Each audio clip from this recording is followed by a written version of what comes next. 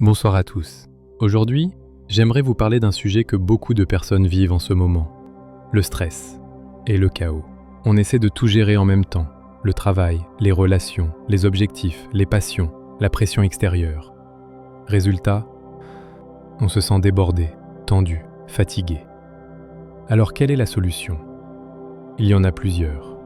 Mais aujourd'hui, je veux me concentrer sur une chose simple et puissante, la structure et la routine.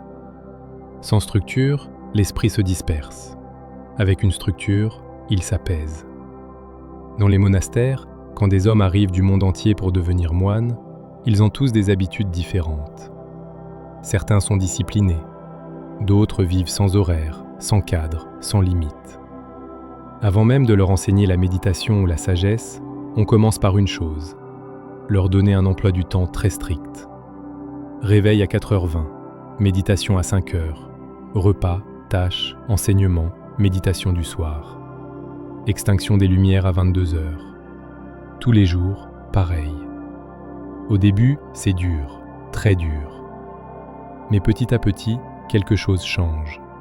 Ils arrêtent de lutter contre le système. Ils se laissent porter par la routine. Et quand on n'a plus à réfléchir à quand je me lève, quand je mange, quoi faire ensuite, l'esprit devient libre.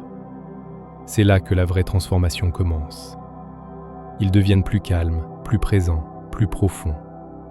Pourquoi? Parce que le monde extérieur devient prévisible. Et quand le monde est prévisible, l'esprit peut aller à l'intérieur.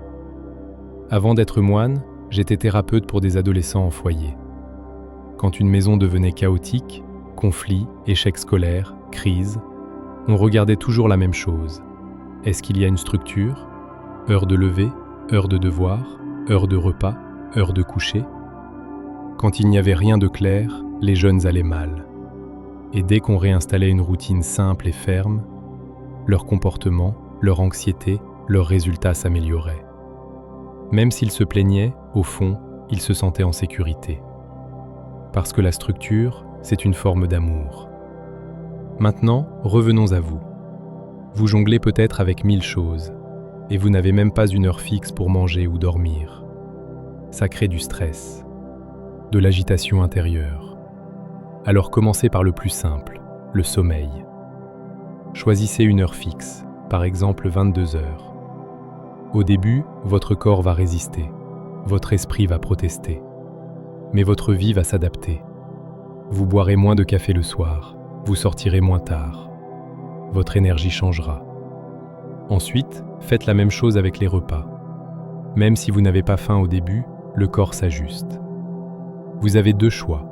Soit vous laissez le monde décider pour vous quand vous mangez, dormez, travaillez. Soit vous créez un cadre qui vous soutient.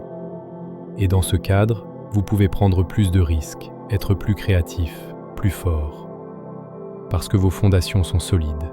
C'est tout. Laissez un petit commentaire et prenez soin de vous.